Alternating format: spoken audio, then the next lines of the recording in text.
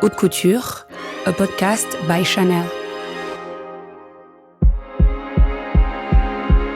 31 Rue Cambon is the mythical address of Chanel, the place where its haute couture is imagined, designed and lived.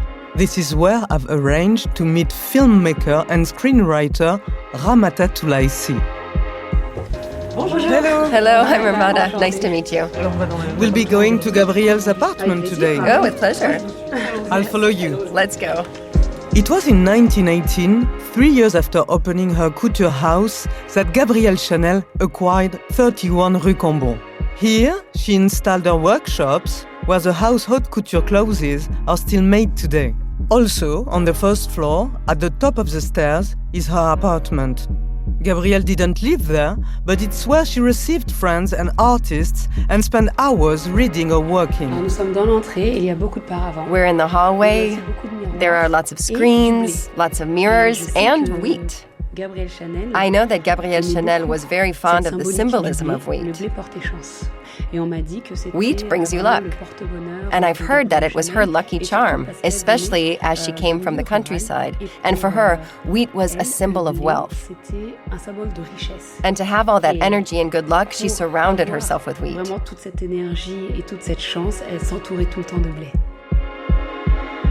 We've gone further into the star-shaped apartment. On the left, the dining room. On the right, the salon, where we are sitting. Ramata is on the big beige sofa, and I'm opposite her.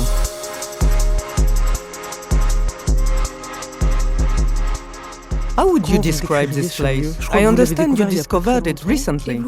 Dazzling. It really dazzled me in its simplicity. In fact, it's contradictory. It's simple and Baroque at the same time. Because there are lots of things, lots of objects, screens, mirrors, and large beige curtains. It's really a very beautiful apartment. What inspired me first were the mirrors as you climb the stairs. These mirrors fascinated me in their beauty and simplicity. And most impressive was that our reflections go on infinitely. And I asked myself, what did Gabrielle Chanel want to tell us through these reflections? When I saw myself, there wasn't just one Ramata. There were dozens and dozens of us. And I had the impression of seeing myself with several facets, several personalities, several pathways. And I thought that perhaps she wanted us to take all these personalities to create just one woman, a strong woman, a grand woman, a powerful woman. She places the woman, us, center stage. Before coming here, what idea did you have of 31 Rue Cambon and of Chanel?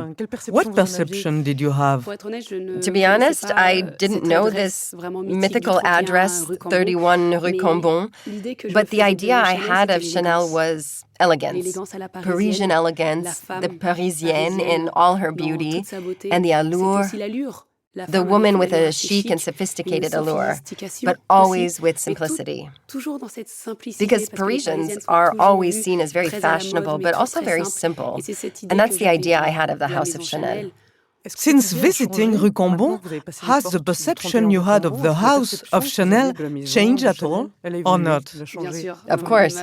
My perception has completely changed. Chanel wants to empower women. The woman is truly central to everything, the atelier, the design, and that's very important to me. Do you remember the first haute couture show you attended? Yes, it was in July 2023.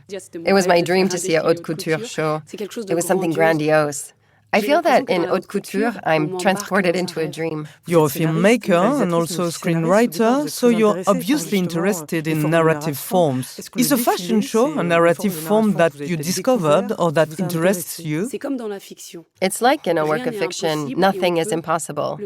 And the designer refuses himself nothing. He has freedom of creation, freedom of imagination, freedom of invention. And you feel that in haute couture, you go much further. The story is taken so much further. The first time I saw a show, I compared it to a novel. But unlike in a novel, the story goes on evolving. When, for example, a client or a model writes her own story by wearing the look. So these are stories that enter into a story, which enters into another story. For the opening of the 2024 Cannes Film Festival, you wore Chanel Haute Couture. How did that make you feel? I wore that 1 year after climbing the Cannes steps in 2023, which was for my film Banel à Demain, and that was the first time I'd ever worn Chanel. It was from the Dakar Métiers d'Art collection, which fit perfectly because it was a Senegalese film. And I'm Franco-Senegalese. And 1 year later, when I wore that pink look, I remember it very well. It was with a sleeveless jacket. I felt ready. I arrived full of confidence. I felt womanly. I felt at ease. I felt really strong and empowered in that look. You said that before. You feel empowered wearing Chanel clothes. They act as a shield, in fact. When you're on display, you feel a lot of stress and anxiety. So if an accessory or a look can magnify everything and make you confident, the looks are so different each time. So each time I sense a story and I feel like I'm in my place, that I'm centered, that I'm there, that I'm present. Couture clothes are magnificent garments, handcrafted and exceptional.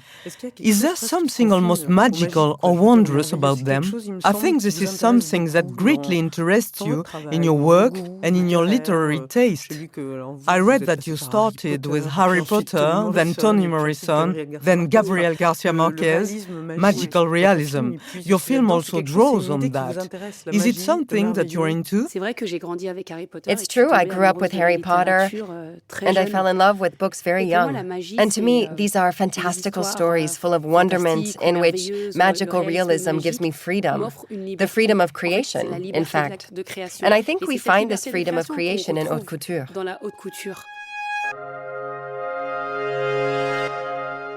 Haute Couture, a podcast by Chanel.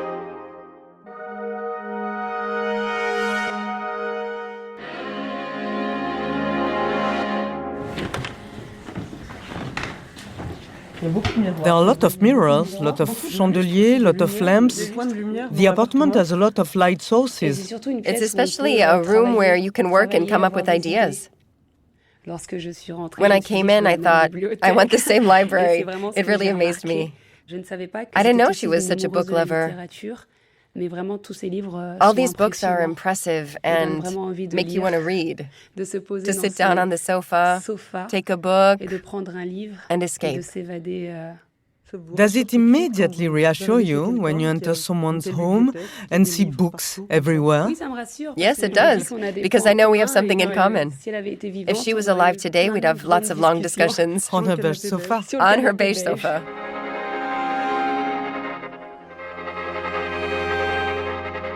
In writing your film, and more broadly in your work, you say that it's literature that inspires you, even more than cinema.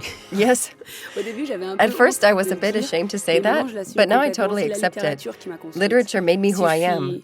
I'm the woman I am today thanks to literature. That doesn't mean I don't like cinema, I adore it, but it was literature that led me into screenwriting and then into filmmaking. It starts with words, creating the plotline? It starts with the story. A great story is everything. It's the foundation of all films and all creation. Among the women writers that have marked you are Maya Angelou, Toni Morrison. Are you particularly interested in women writers who speak deeply about the female condition? Yes, because the woman is a subject that runs through all my projects.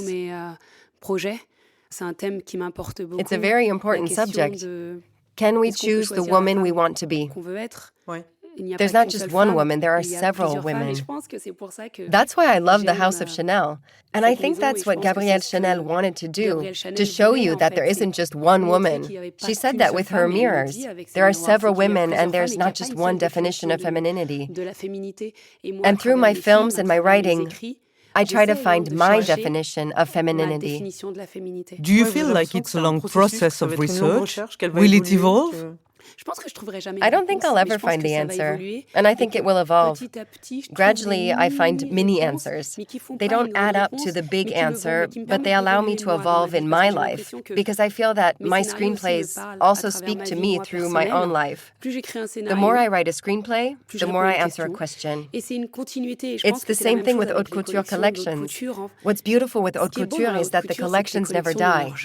It's said that in films, everything has already been said, so we're always refreshing the same stories. It's the same in fashion. We're currently in Gabrielle Chanel apartment, surrounded by objects and books. Gabrielle was a patron of the arts too. She was surrounded by artists all her life. She fed off them and she fed them. It was a dialogue. You were talking about literature just before. Your film was also inspired by paintings, painters and their work. Is creative dialogue essential to you too? It's essential and very important, especially in filmmaking. And I think that's why I chose filmmaking over literature. Cinema is an art that reproduces several other arts. In cinema, you work with photography, with costumes, with sound. You work with actors, and with literature through the screenplay. You can also work with paintings. I drew a lot on painters like Van Gogh, Edvard Munch, Amoako Boafo, Carrie James Marshall to make my film. And I feel that all these artistic encounters are very important. You also worked a lot on color in your film with the costumes. There are characters with particular colors. Yes, you noticed. I did indeed. And also the work on lighting in the film, which tells us in its own way of something growing darker in the film. What's interesting with costumes is that they say lots of things with no dialogue, without speaking. When you see a character's costume, you immediately know who they are, what period they're from, where they're from. You can see how they change, their psychology, their personality. I think it's powerful to say things without actually saying them. As you said, color gradually fades in my film. I wanted to depict the main character's lack of love, so the color gradually fades. I think that the costumes, the photography, and the colors bring lots of emotions, which you don't pick up on immediately. It's afterwards that we realize unconsciously that we're feeling something inside, which doesn't come from the dialogue or the actors, but from everything all around. Let's talk of how you created the main character of your film, Banal, this hardy woman inhabited by a certain darkness. You say you like to write female characters who are complex and not consensual, who display their strengths and weaknesses. Why is that important to you? It was important for me to write a black African woman character who somewhat resembles Lady Macbeth or Medea. Because I thought that in Africa, we're always presented with sad, downtrodden, oppressed women. I wanted a strong woman, to show that in Africa, we have deep, complex female characters with a certain darkness, and that she could be present. Is it important for you to write or imagine characters that you haven't seen yet? When I wrote my film, I set out to write the greatest ever love story in Africa. Because I realized that I'd never seen any love stories set in Africa. In films featuring Africa, I always see films about war, terrorism, poverty, the oppression of women. But there wasn't a simple, beautiful love story like Romeo and Juliet. So I thought, okay, I'm going to write my love story, but with a complex woman, with a Medea, a Lady Macbeth, who would cause chaos. She causes chaos, but her journey is also the story of her emancipation, of a woman who's searching to be what others don't necessarily understand, what isn't in line with the rules of the society, and who will find finally her path and understand that she can be independent and doesn't need a man. So it's a journey towards emancipation. I think I drew a lot on myself to write this character. It was a time in my life where I was asking what the definition of femininity was. What was it to be a woman in life? I think that my character, Banel, is looking for that. She wants to be a woman. She loves being a woman, but with her own conditions. She's looking for freedom. A certain kind of freedom.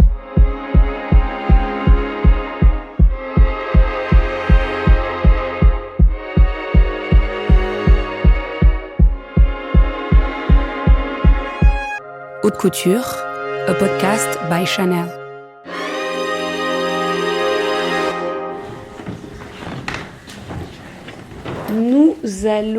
We are entering a small office, the little salon of Gabrielle Chanel. It's also a salon surrounded by Coromandel screens.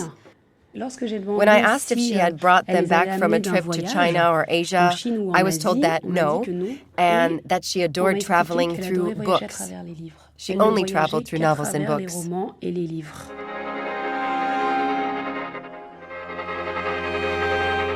We spoke of haute couture. Chanel is also a story of transmission. Transmission of femininity, of know-how, of a style, of values, which have been firmly anchored in the house for 110 years. Because this year, they are celebrating 110 years of haute couture, which makes Chanel the oldest haute couture house still in activity. What does this history mean to you? Transmission and especially history are very important as a Franco-Senegalese. I was born into a Senegalese family, and my father constantly spoke of transmission and history as the invisible thread linking past, present, and future. It's really what allows heritage to be renewed. You are of Senegalese origin, Fula, I believe. For the Fula people, transmission is very, very important. It's anchored in you. Yes, very anchored. It's what links generations together. It allows history to continue to be written. Transmission is a never-ending story if you transmit things well and if remembrance is respected. This culture was transmitted to me by my parents, and I hope to transmit it to my children because I don't want it to disappear. Is the role of an artwork, of an artist, to pass things on, to be a transmitter? Transmission is the thread that links generations together. You can see this too in haute couture and in the House of Chanel. How the know-how of Gabrielle Chanel still exists today. More than that, it doesn't merely exist, it's magnified. When they talk of movement, of simplicity, of the freedom of women, all that is the transmission that's done year after year since Gabrielle Chanel's first collection, and it hasn't been lost.